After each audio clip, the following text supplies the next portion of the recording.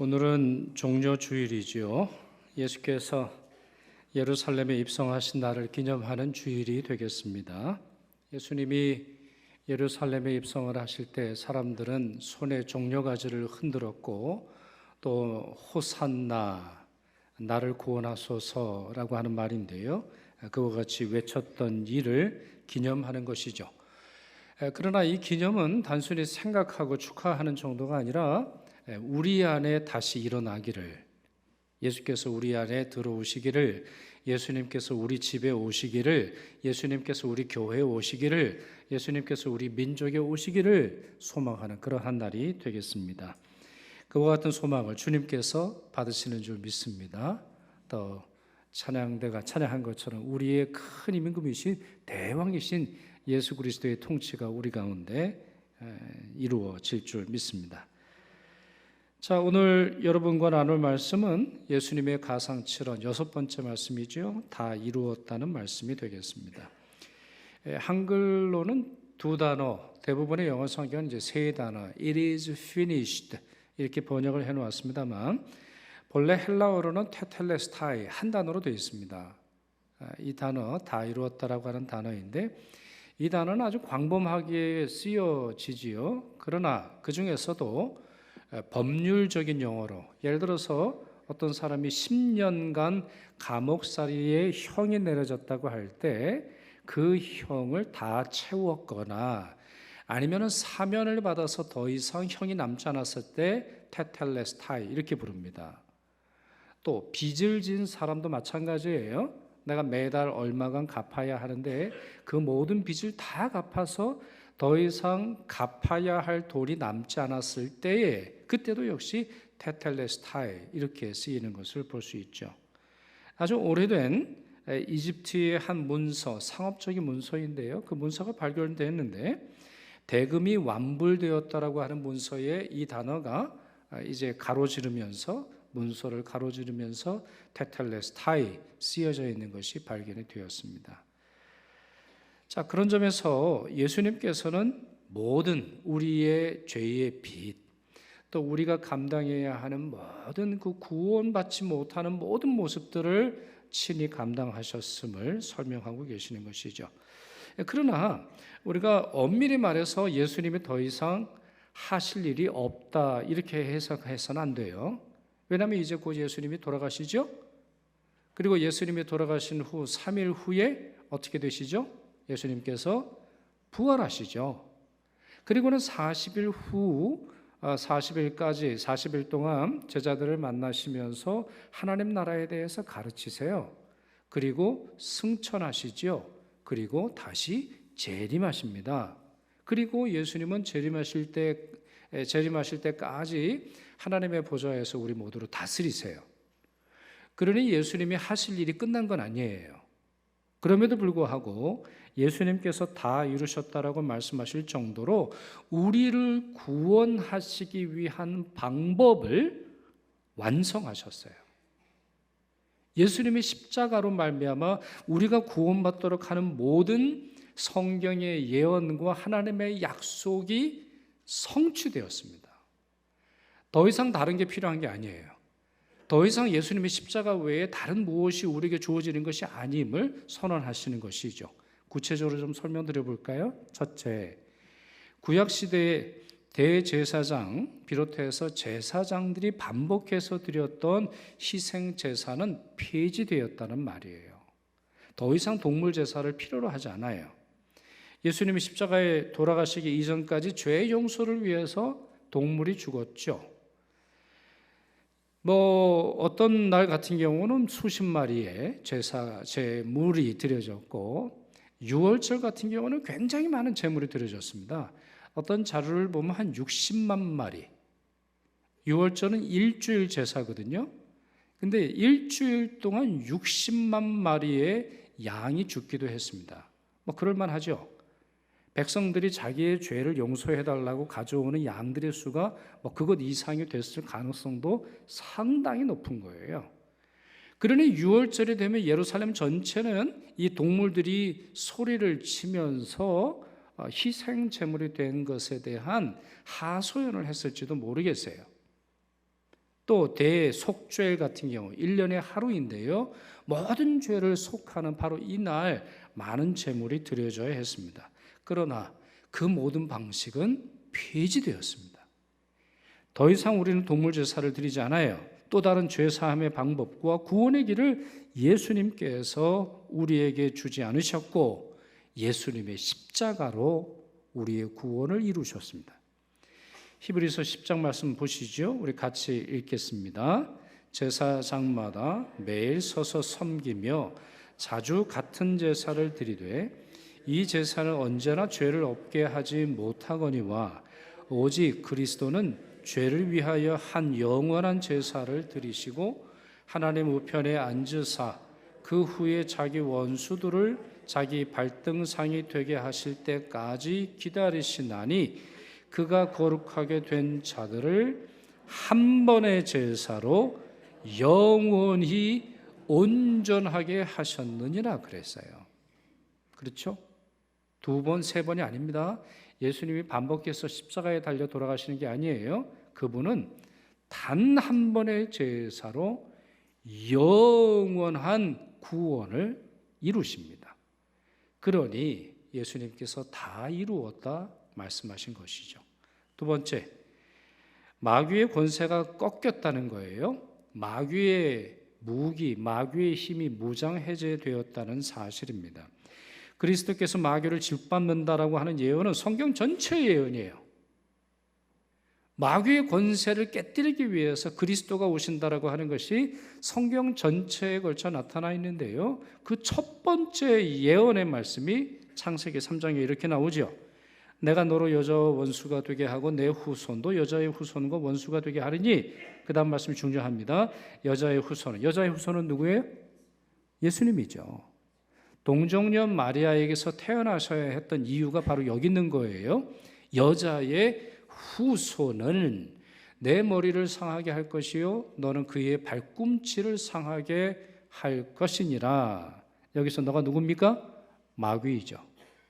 마귀를 비롯해서 마귀의 졸개들인 귀신들까지 포함하는 것인데 예수 그리스도께서 그들의 머리를 짓밟아 놓으실 것입니다. 사도 요한은 예수님이 세상에 등장하실 때 어떤 일이 벌어지는지 이렇게 설명했어요. 하나님의 아들이 나타나신 것은, 하나님의 아들이 누구세요? 예수 그리스도이십니다. 마귀의 일을 멸하려 하심이라 그랬어요. 예수님의 등장 자체가 이렇다라는 거예요. 사도 요한은 이렇게 설명했고요. 또한 이와 같은 사실을 마귀나 사탄과 귀신이 모를 리가 없습니다. 그래서 복음서를 읽다 보면 예수님을 만났던 마귀들이 질겁을 하는 걸 볼 수 있습니다. 기겁을 하고 도망을 친다거나 두려워하면서 자기들을 살려달라고 호소하는 그런 내용도 읽어볼 수 있어요. 예를 들어서 한 번은 예수님이 가다라 지방이라는 곳에 가셨는데요. 귀신 들린 두 사람을 만납니다. 그런데 이 두 사람이 소리를 쳤는데, 정확하게 말하면 이 사람들 안에 이 사람들을 사로잡고 있는 귀신들이 소리를 치는 거죠. 자, 이렇게 말해요. 마태복음 8장 29절. 하나님의 아들이여, 우리가 당신과 무슨 상관이 있나이까? 자, 마귀의 중요한 특징입니다. 마귀는 하나님 나라와 상관없이 지냅니다. 역으로 말하면 무슨 말이에요? 하나님의 나라와 상관없이 지낸다는 것은 마귀를 동조하는 것과 다름이 아닙니다. 자, 그건 이제 또 다른 주제고, 그들이 이렇게 말합니다. 때가 이르기 전에 우리를 괴롭게 하려고 여기 오셨나이까? 자, 당신이 우리를 괴롭게 합니다 라고 하는 말인데, 여기에 여러분 놓치지 말아야 되는 것이 있어요. 때가 이르기 전에. 때가 이르기 전에 언제를 의미합니까? 지금 이 귀신들도 알고 있는 거예요. 때가 이르면 망하게 된다. 근데 왜 때가 이르기도 전에, 때가 아직 이르지도 않았는데 우리를 멸하려 하느냐, 우리를 괴롭게 하려 하느냐, 이렇게 예수님께 하소연하고 있어요. 이 때가 어느 때입니까? 이 때가 어느 때이죠? 다 이루었다라고 하시는 바로 그 말씀의 때입니다. 말씀의 때. 그러니 이들이 가장 두려워하는 것은 십자가예요.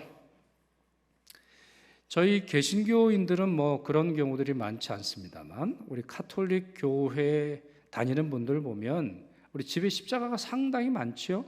또 손목에도 십자가를 걸고 다니기도 하고 아니면 방문에 걸고 다니기도 하고 출입구에도 십자가를 걸어 두어서 그 십자가의 권세가 자기에게 있기를 소망합니다만 사실 부질없는 짓이죠.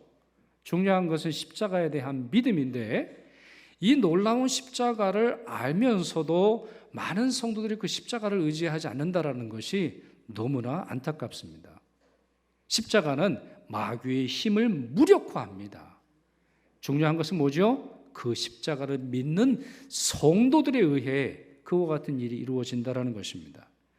골로새서 2장 14절 15절 아주 중요한 말씀인데 같이 읽겠습니다. 우리를 거스르고 불리하게 하는 법조문으로 쓴 증서를 지우시고 제하여 버리사 십자가에 못 박으시고 통치자들과 권세들을 무력화하여 드러내어 구경거리로 삼으시고 십자가로 그들을 이기셨느니라 그랬어요. 자, 여기서 예수님이 하신 동사적 표현이 나오죠. 십자가에 못 박으세요. 무력화하세요. 무력화가 뭐죠? powerless. 힘을 뺀다는 거예요. 그리고는 구경거리로 삼으실 뿐만 아니라 십자가로 그들을 이기셨다 이렇게 말씀하고 있습니다. 그렇습니다. 예수님은 마귀를 무력화시키시고 승리를 거두셨습니다. 그러니 예수께서 다 이루었다라고 하는 그 말씀은 승리의 선언입니다. 우리의 왕으로서 오신 바로 그분으로 말미암아 마귀는 결코 그분에 맞설 수 없는 지경이 된 것을 우리가 믿을 수 있는 것이죠. 셋째로 죄인들이 십자가로 말미암아 구원받게 되었다라고 하는 말입니다. 이것은 여러분 모두 잘 아실 텐데요. 자, 히브리서 2장 9절에서 10절 너무나 고귀하고 정말 은혜롭고 너무 중요한 말씀 우리 함께 읽겠습니다. 죽음의 고난 받으심으로 말미암아 영광과 존귀로 관을 쓰신 예수를 보니 이를 행하심은 하나님의 은혜로 말미암아 모든 사람을 위하여 죽음을 맛보려 하심이라. 그러므로 만물이 그를 위하고 또한 그로 말미암은 이가 많은 아들들을 이끌어 영광에 들어가게 하시는 일에 그들의 구원의 창시자를 고난을 통하여 온전하게 하심이 합당하도다 그랬습니다. 자, 만물이 그를 위하고 이것은 좀 이따 다시 설명드리고요. 자, 이 마지막 문장을 제가 다시 한번 읽어볼게요. 구원의 창시자를 고난을 통하여 온전하게 하시는 것이 합당하다 이렇게 성경은 기록하고 있습니다. 우리 생각 같아서는 세상의 방법으로는 이런 식이 돼야 될 것 같습니다. 구원의 창시자를 영광을 통하여 많은 재산을 통하여 사람들의 박수갈채를 통하여 사람들의 찬사를 통하여 온전하게 하심이 합당하도다 이렇게 쓰여 있는 것이 맞을 것 같습니다만 그건 우리 생각이에요.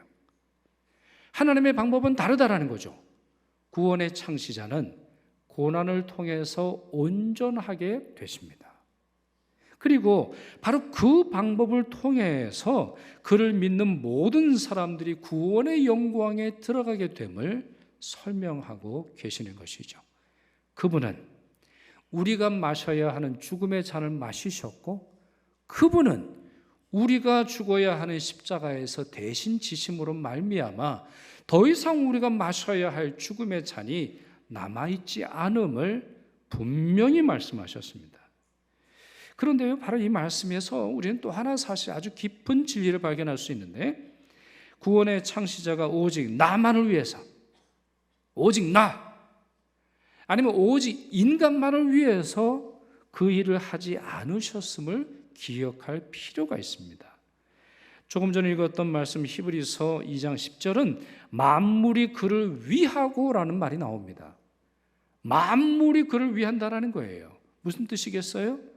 십자가의 능력과 십자가의 효력과 십자가의 은혜와 십자가 구원의 역사는 인간 세계를 넘어서서 우주를 향하고 있다라고 하는 사실을 우리에게 알려주는 것이죠.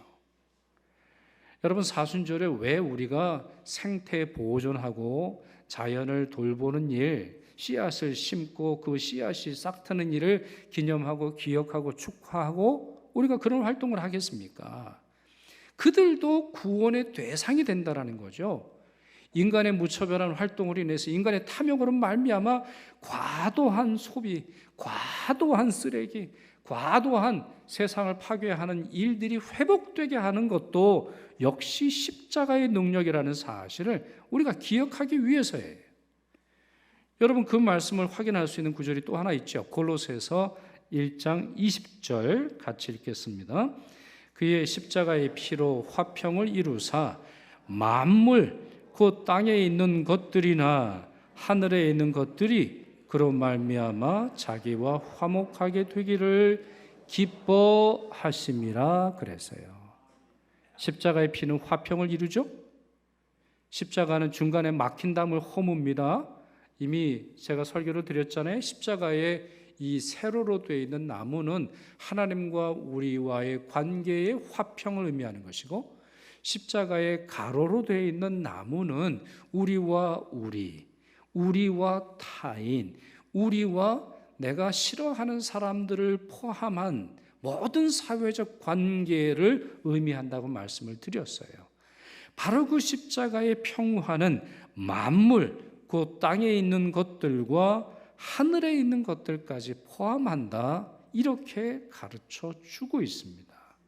그렇기에 십자가를 믿는 사람, 십자가를 의지하는 사람, 십자가를 전하는 사람들에게는 사람들과의 관계에 있어서의 화평만이 아니라 그들이 살아가는 모든 삶의 자리가 평화롭고 온전하고 아름답게 되는 것임을 반드시 기억하시기를 바랍니다. 마지막으로 넷째, 예수께서 다 이루었다 말씀하셨어요. 그러니 우리의 임무가 시작되었다라고 하는 말씀입니다. 오랫동안 기다려왔던 구원의 약속이 이루어졌습니다. 반복적인 구약 제사를 드릴 필요가 없어요. 마귀가 그 힘을 잃었습니다. 죄인들의 죄가 해결되었고 우주적 평화가 우리에게 주어졌어요. 예수님의 십자가로 인해서 활짝 열렸습니다. 이 일을 그리스도께서 다 이루셨어요. 한 번에 영원한 제사를 드리심으로 말미암아 그분의 십자가를 믿는 모든 자들에게 이와 같은 은혜가 주어졌지요. 그러니 우리가 해야 할 두 가지 일이 있습니다. 그 은혜를 믿고 십자가를 붙들고 살아가는 거예요.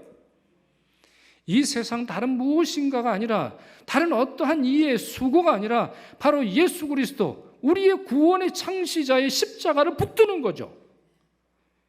히브리서 10장 19절에서 22절 매우 긴 말씀입니다만 같이 읽도록 하겠습니다.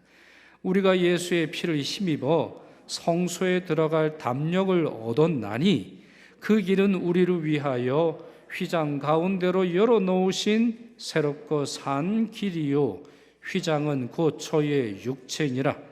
또 하나님의 집 다스리는 큰 제사장이 계심에 우리가 마음의 뿌림을 받아 양심의 악을 깨닫고 몸을 맑은 물로 씻었으니 참마음과 온전한 믿음으로 하나님께 나아가자. 주님이 다 이루셨으니 이제는 더러운 마음 내려놓고, 분노의 마음 내려놓고, 정욕으로 들끓는 마음 내려놓고, 엉성한 믿음 내려놓고, 어쩌다 믿는 것도 내려놓고, 믿었다가 안 믿었다가 상황이 좋으면 믿고 상황이 나쁘면 믿음이 사라지는 그러한 엉성하고 초보적 수준의 믿음을 내려놓고 온전한 믿음을 가지고 참 마음을 품으며 하나님께 나아가야 하겠습니다. 바로 그것이 다 이루었다라고 하는 주님 말씀에 대한 성도의 자세인 것이죠. 또 하나가 있습니다. 여러분, 이것이야말로 세상의 가장 값진 소식 아닙니까? 가장 놀라운 뉴스 아닙니까? 가장 모든 사람들에게 전해져야 하는 소식 아닙니까? 우리는 이것을 복음이라고 말하지요. Good news라고 부릅니다. 세상 사람들이 알아야 하지요. 전쟁이 끝났습니다. 마귀의 권세가 이제 굴복되었습니다. 구원의 길이 열렸어요. 새로운 구원의 길이 활짝 열렸단 말이지요. 그렇기에 다 이루었다라고 하는 주님의 말씀은 선교의 문이 열렸다는 말씀, 복음 전도의 문이 활짝 열렸다라고 하는 말씀과 다름이 아닙니다. 예수께서 이르신 그 구원의 소식을 우리가 전해야 하겠습니다. 십자가 은혜와 그 능력을 믿고 의지할 뿐만 아니라 감사하고 찬양하고 종료주일, 주일, 새벽을 깨워서 또한 우리의 모든 삶의 순간 다하여 하나님을 찬양할 뿐만 아니라 그 십자가의 은혜를 전하기 위해 세상으로 나아가야 하겠습니다. 주께서 다 이루셨습니다.